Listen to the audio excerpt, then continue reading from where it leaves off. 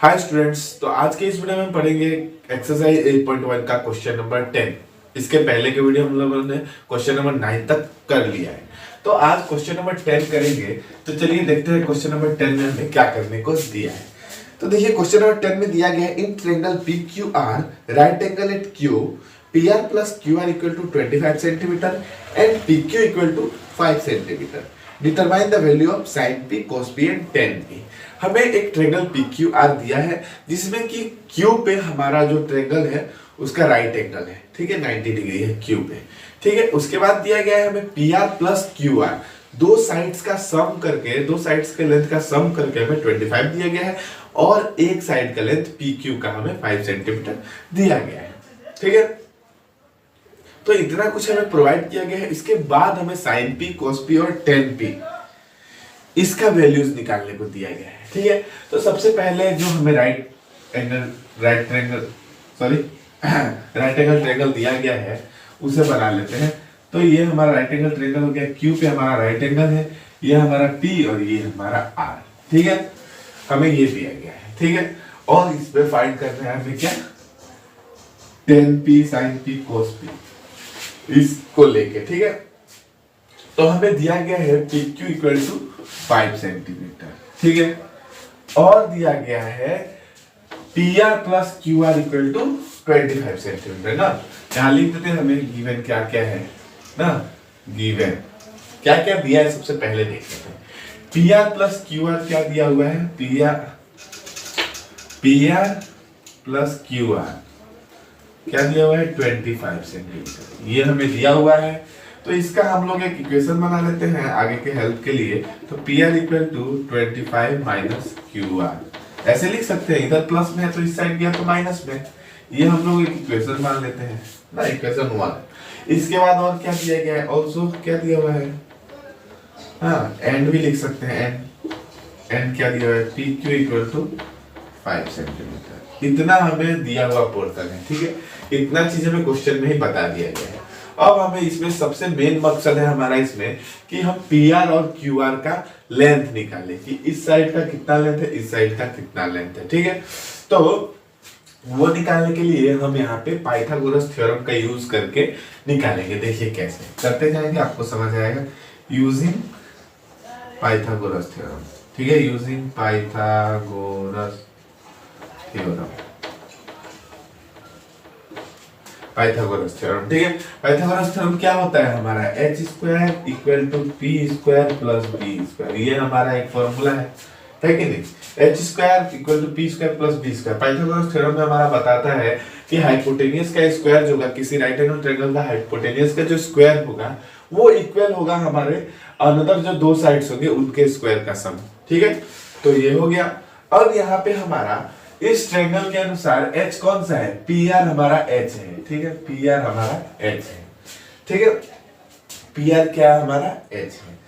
तो PR को हम लोग h मान लेते हैं। तो ये हो गया PR square equal to P हमारा मान लेते हैं PQ, तो PQ का स्क्वायर और हमारा B मान लेते हैं QR होता है, तो QR का स्क्वायर। इतना सबको समझ आया।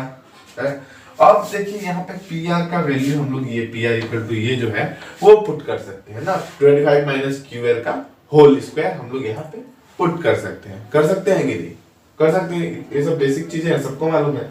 अब PR का वैल्यू PQ का वैल्यू पुट करते हैं, QR का कोई वैल्यू नहीं है, सेम रहने देंगे, ठीक है।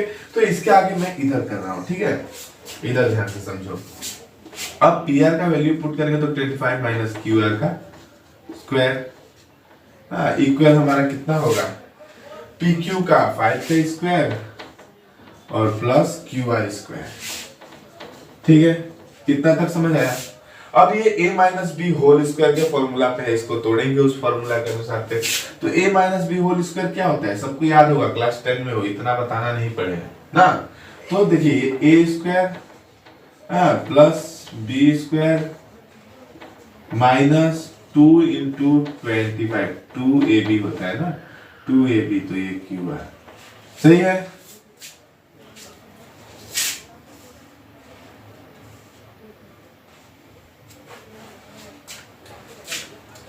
तो इसके इक्वल में क्या था, इसके इक्वल में हमारा 5 स्क्वायर का 25 और हमारा प्लस क्यू आर स्क्वायर। तो देखिए इधर प्लस में है ये क्यू आर स्क्वायर, इधर भी प्लस में है ये क्यू आर स्क्वायर। ये क्यू आर स्क्वायर अगर हम इक्वल के इस साइड लाएंगे तो माइनस में होगा ना, तो ये क्यू आर स्क्वायर ये क्यू स्क्वायर कैंसिल हो जाएगा। ठीक है, ये क्यू आर स्क्वायर कैंसिल हो गया। अब ये देखिए ये 25 का होल स्क्वायर कितना होगा, 625 है कि नहीं, और ये कितना होगा -50 Q R, 25 into 2 50 Q R equal to 25। इतना छोटा सा चीज बच गया।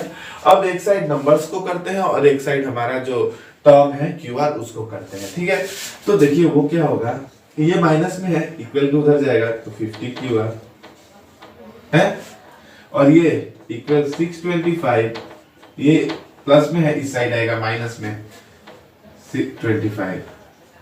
तो यहाँ कितना बच गया, यहाँ बच गया 600। 625 माइनस 25 कितना होगा 600। अब ये 50 था, 50 से क्यू आर कितने बार में जाएगा, ये इधर इंटू में है, उस साइड जाएगा तो डिवाइड में हो जाएगा ना, हो जाएगा ना। ये 50 कितना होगा बताओ तो, सब बताओ तो। ये होगा हमारा 12 होगा कि नहीं। 50 इंटू 10 कितना होगा 500, और 50 इंटू 2 कितना होगा 100, तो 500 प्लस 100 600। 12 टाइम में हमारा क्या होगा 600 कैंसिल हो जाएगा, तो हमें कितना मिल गया, क्यू आर हमें मिल गया 12 सेंटीमीटर। ठीक है, सबको समझ आया, क्यू आर हमें कितना मिल गया 25 सेंटीमीटर। अब अगर हमें यहाँ पे क्यू आर मिल गया तो हम पी आर निकाल सकते हैं कि नहीं, निकाल सकते हैं। अगर हमें क्यू आर मिल गया तो हम पी आर निकाल सकते हैं। कैसे, यहाँ क्यू आर का वैल्यू अगर पुट कर दे तो हमारा पी आर निकल जाएगा ना। तो इसका स्क्रीनशॉट एक बार ले लो, उसके बाद मैं आगे बताता हूँ, इसे मिटा देता हूँ। ठीक है, स्क्रीनशॉट। तो देखिए हमें मिल गया क्यू आर का वैल्यू 12 मिला ना, 12 मिला। तो अगर हमें क्यू आर मिल गया तो अब हम लोग पी आर निकाल सकते हैं। कितना होगा 25 माइनस 12 13। तो देखिए पी आर 13 मिल गया, क्यू आर 12 मिल गया और वो 5 मिल गया। ठीक है, ये कितना मिल गया क्यू आर 12 और हाइपोटेनियस 13 सेंटीमीटर। ठीक है, तो देखिए यहाँ पे हमारा P और B से हाइपोटेनियस ज्यादा है, इसका मतलब कि ये ठीक है, सही है। तो यहाँ हमें क्या मिल गया, यहाँ हमें P B H तीनों मिल गया। ठीक है, अब तीनों का लेंथ मिल गया तो अब हम easily sin P, cos P, tan P तीनों निकाल सकते हैं, है कि नहीं, निकाल सकते हैं।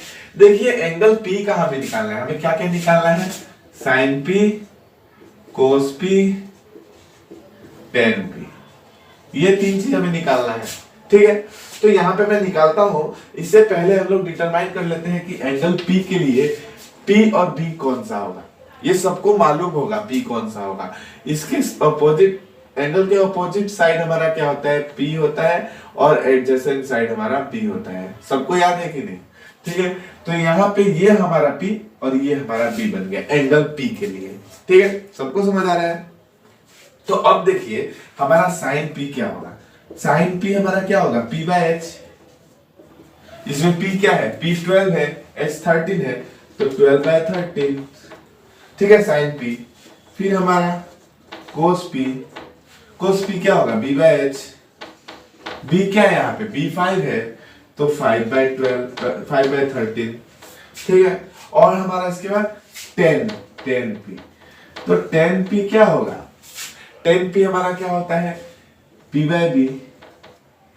अब यहाँ P कौन सा है, P हमारा 12, B हमारा 5, तो 12 बाय 5, 12 बाय 5। ये हमारा निकल गया साइन cos P और 10 P, तीनों हम लोगों ने निकाल लिया। कैसे, इन दोनों साइड्स का पहले लेंथ निकाले, किसके द्वारा, पाइथागोरस थ्योरम के हेल्प से, और उसके बाद हम लोग जब P B H तीनों मिल गया तो इजीली हम लोग ये फाइंड आउट कर सकते हैं ना। बस यहाँ सबसे पहले हमें सीख जाना होगा कि किस एंगल के लिए कैसे हम P और B पता करेंगे, इस एंगल के लिए P और B कौन सा है। ठीक है, तो एंगल के सामने वाला ऑपोजिट में जो होता है वो P होता है और एडजेसेंट वाला B होता है। ठीक है, तो ये क्लियर। तो यहाँ पे हम इस क्वेश्चन नंबर 10 को खत्म करते हैं। उम्मीद करता हूँ कि आपको क्वेश्चन नंबर 10 समझ आया होगा। क्वेश्चन नंबर 11 करने से पहले आप लोगों को मैं कहूंगा कि क्वेश्चन नंबर 11 जो है पहले खुद से ट्राई करें, क्योंकि इसमें जो भी क्वेश्चंस दिए हैं ट्रू एंड फॉल्स और उसे जस्टिफाई करने को दिया है, ये मैंने आपको पहले सारा बेसिक बता दिया है। अगर आप जरा सा दिमाग लगाएंगे और मेरे पहले वीडियोस को अच्छी तरह से देखे होंगे तो ये सारा आप लोग खुद से सॉल्व कर लेंगे, ठीक है। फिर भी मैं आप लोग को इसके ऊपर वीडियो बना दे रहा हूँ ताकि अगर कोई प्रॉब्लम होगा तो आप लोग इस वीडियो से हेल्प ले सकते हैं, लेकिन बिना किए इस वीडियो पे नहीं आना। अगर बिना किए अभी इस वीडियो पे आप लोग देखने आए हैं इस क्वेश्चन को तो वीडियो से हटाइए वीडियो को और सबसे पहले खुद से ट्राई कीजिए, उसके बाद ही इस वीडियो पे आइए, ठीक है। तो चलिए क्वेश्चन नंबर 11 करते हैं। तो क्वेश्चन नंबर 11 का सबसे पहला वन हमारा क्या दिया गया है? क्वेश्चन नंबर 11 में हमें दिया गया है कि state whether the following are true और फॉल्स, ठीक है। जो हमें नीचे दिए गए हैं कुछ 5 क्वेश्चन, उसमें ट्रू और फॉल्स हमें बताना है और साथ ही साथ हमें अपने आंसर को जस्टिफाई करना है कि क्यों वो ट्रू है और क्यों वो फॉल्स। तो क्वेश्चन नंबर 1 एलिमेंट का 1 क्या दिया गया है? हमारा 1 दिया गया है the value of 10a is always less than 1। दिया गया है कि 10a का वैल्यू जो होता है, मान लीजिए 10a हमारा एक ट्रिग्नोमेट्रिक रेशियो है, इसका वैल्यू हमेशा 1 से कम होगा। क्या ये ट्रू है? तो नहीं, ये फॉल्स है। अब हमें जस्टिफाई करना है क्यों ये फॉल्स है। तो क्यों ये फॉल्स है मैं बता दूं। ये मान लीजिए 10a, इसका फॉर्मूला क्या होगा?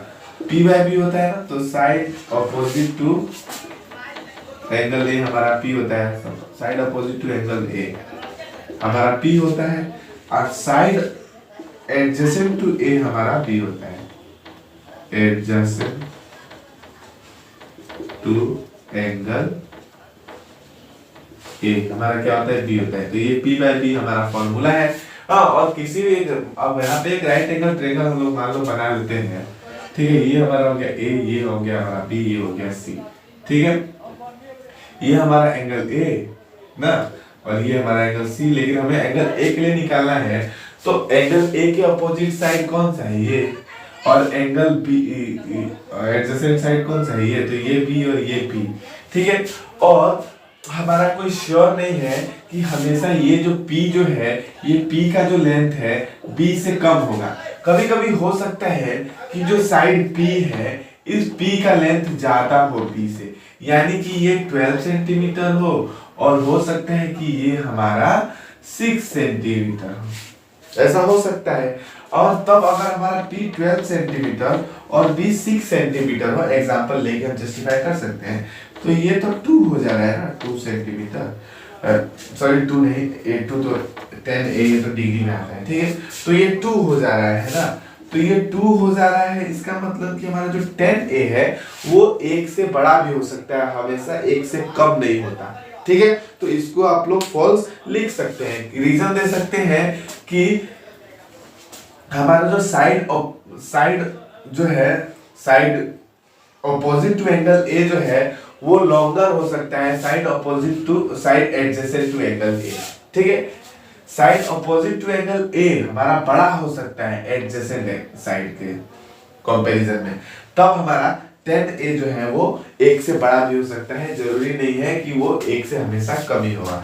तो क्वेश्चन नंबर 1 अच्छी तरह से समझ आया और मैं कैसे फॉल्स हुआ ये भी बता दिया, आप लोग को अच्छी तरह से समझ आया होगा। तो क्वेश्चन नंबर 1 का स्क्रीनशॉट लेना है ले लो, यहाँ स्क्रीनशॉट लेने का कोई बात नहीं है, बस समझना है और खुद कर देना है, ठीक है। यहाँ पे कोई आप लोगों को लैंग्वेज नहीं देने आया हूँ, कोई बुक का चीज लिखवाने नहीं आया हूँ, समझना ज्यादा जरूरी है। तो समझ चुके हैं ना, तो अपने माइंड से लिखिएगा, वो हमेशा आपके दिमाग में रहेगा। सेल्फ खुद से किया हुआ चीजें ना ज्यादा दिमाग में रहती है, ठीक है। तो प्रैक्टिस करिए, खुद से लिखने को ट्राई कीजिए। तो अब चलते हैं क्वेश्चन नंबर 2 पे, इसका स्क्रीनशॉट लेना है। क्वेश्चन नंबर 2 में क्या दिया हुआ है देखिए। क्वेश्चन नंबर 2 में हमारा दिया गया है sec a equal to 12/5 for some values of angle a। किसी एंगल a के लिए हमारा sec a क्या दिया हुआ है? 12/5। sec a equal to 12/5। अब यहाँ a जो है वो कोई भी एंगल हो सकता है, 30 डिग्री, 0 डिग्री, 45 डिग्री, कुछ भी हो सकता है। किसी भी एंगल a के लिए हमारा मान लेते हैं कि sec a हमारा 12/5 है, ठीक है। तो क्या ये सही है कि नहीं, यही हमें बताना है। तो sec a क्या होता है? sec a हमारा होता है h/b ना, cos का अपोजिट, ठीक है, h/b होता है। तो ये हमारा क्या है? ये ट्रू है, अब क्यों ट्रू है? ट्रू इसलिए है क्योंकि जो हमारा हाइपोटेनियस है, यहाँ पे हाइपोटेनियस हमारा 12 है और बी हमारा 5 है। तो हमें मालूम है कि किसी भी राइट एंगल ट्रायंगल में जो हाइपोटेनियस होता है, ठीक है, किसी भी राइट एंगल ट्रायंगल में जो हाइपोटेनियस होता है कभी भी इन दोनों एंगल्स के कंपैरिजन में बड़ा होता है, ठीक है। तो यहाँ पे हमारा बी से हाइपोटेनियस बड़ा है, इसका मतलब कि ये पॉसिबल है, ठीक है, तो ये सही है। समझ आया? हाइपोटेनियस हमारा बड़ा है बी से, और बी से बड़ा होने की वजह से ये सही है, क्योंकि हमारा हाइपोटेनियस जो होता है वो पी और बी दोनों से बड़ा होना चाहिए, कभी भी बड़ा ही होगा, ठीक है। अगर बड़ा नहीं होता है तो वो गलत है, ठीक है। कभी भी हमारा एच जो होगा पी और बी से बड़ा ही होगा एक राइट एंगल ट्रायंगल में। तो यहाँ पे क्वेश्चन नंबर 2 हो गया, सबको समझ भी आ गया कि क्यों ये ट्रू है। तो इसका स्क्रीनशॉट लेना है ले लो, उसके बाद हम लोग आगे देखते हैं। तो चलिए अब हम लोग देखते हैं क्वेश्चन नंबर 3 ट्रू है या फॉल्स, ठीक है। तो क्वेश्चन नंबर 3, इसमें हमें दिया गया है कि cos A के लिए हमारा जो वो एब्रिविएशन हमारा क्या, cosecant of angle A, cosecant of angle A, cosecant of angle A use होता है। ये क्या सही है? नहीं, ये फॉल्स है, ये फॉल्स है, ठीक है। ये फॉल्स क्यों है? क्योंकि cos A जो हमारा है वो एब्रिविएशन होता है, हमारा यूज होता है कोसाइन ऑफ एंगल A के लिए, ठीक है। कोसाइन ऑफ एंगल A के लिए हमारा यूज होता है, ठीक है। cos A जो हमारा है वो कोसाइन ऑफ एंगल A के लिए यूज होता है, इसलिए ये हमारा क्या है, फॉल्स है, ठीक है। इसमें कुछ नहीं है, ठीक है, ये तो हमें याद रखना होगा, ठीक है। ये जो क्वेश्चन है ये हमारा कोसेक के लिए यूज होता है, ठीक है। कोसेक ऑफ एंगल ए के लिए हमारा ये यूज होता है, ठीक है। तो ये क्वेश्चन नंबर 3 यहाँ पे हो गया। तो चलिए अब हम लोग देखते हैं क्वेश्चन नंबर 4। क्वेश्चन नंबर 4 में दिया गया है कि cot A is the product of cot and A।